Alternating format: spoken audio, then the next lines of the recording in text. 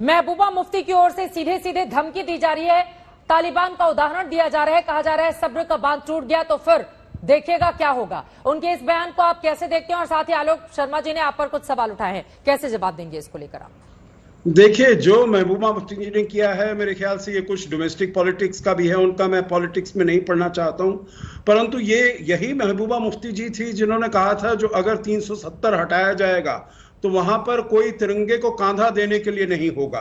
देखिए, 370 को हटा दिया गया, 2 साल हो चुके हैं, 2 साल से ऊपर हो चुके हैं, वहां पर कोई ऐसी बात नहीं है। और वहां तो ऐसी बात है जो 15 अगस्त को हर साल तिरंगा लाल चौक पर लहराता है, और वहां पर जो हालात हैं बहुत ही शांतिपूर्ण हो गए हैं, वहां पर विकास हो रहा है, प्रगति हो रही है, कोई पत्थरबाज नहीं है, कोई ये ऐसे स्टोन पेल्टिंग के आपको कोई नहीं दिखाई दे रहे हैं। बिल्कुल। देखिए, दूसरी बात मैं कहूंगा जो वो ये कि मैं आपका बहुत शुक्रगुजार हूं चित्रा जी, जो आप ऐसे लोगों को अपने चैनल पर लाते हैं, क्योंकि इनके मन में दिल में कितना जहर है ये पूरी देश को देखना चाहिए। क्योंकि मैं सच में कहता हूं, मुझे बिल्कुल नहीं मालूम था जो हमारे अपने देशवासियों के दिल में ऐसी भावना होगी, ऐसी बातें होंगी, जैसा जहर आज उगला जा रहा है। मैंने देखा है, अपने आप सुना है, नहीं तो कोई मुझे ऐसे कहता मैं बिल्कुल विश्वास नहीं करता इसके बारे में। दूसरी बात है जो आलोक शर्मा जी ने कही है, फरवरी 2020, 29/2020 कोई भारत का पार्टिसिपेशन उसमें नहीं रहा है।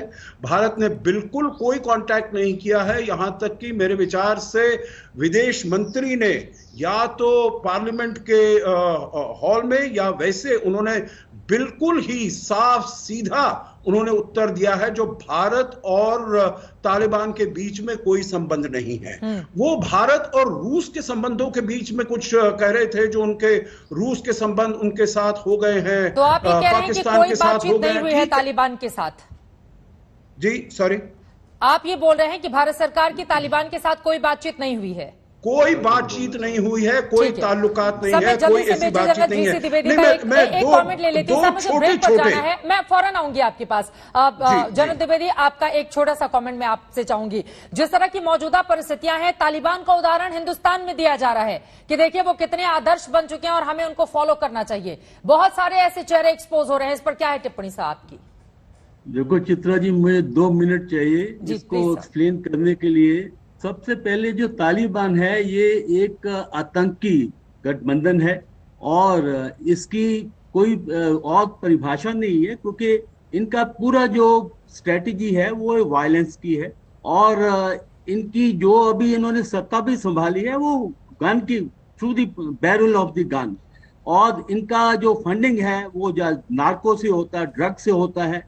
और इनकी जो करतूत है पिछले 1996 से लेकर 2001 तक, वो अभी तक दुनिया भूली नहीं है।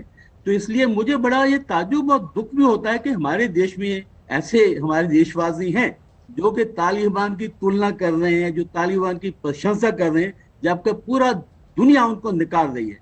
दूसरी बात है, देखो ये देश की सुरक्षा की बात है, यहाँ पॉलिटिक्स नहीं होना चाहिए, यहाँ सियासत नहीं होनी चाहिए। ये जो तालिबान आतंकी जो गवर्नमेंट बनने जा रही है जी, भारत के लिए ये बेहद बहुत ही गंभीर मुद्दा है, क्योंकि हमारे पड़ोस में एक आतंकी गवर्नमेंट बनेगी और उसका जो प्रभाव होगा वो बहुत ही हमारे लिए गहरा प्रभाव होगा। क्योंकि ये जो आतंकी गुट है इसमें जैश-ए-मोहम्मद भी शामिल है, इसमें लश्कर-ए-तैयबा भी शामिल है, और तालिबान को जो सबसे ज्यादा सपोर्ट दिया वो पाकिस्तान से। अगर पाकिस्तान के पीछे नहीं होता तो अमेरिका ने तालिबान को तो बहुत पहले खदेड़ दिया होता।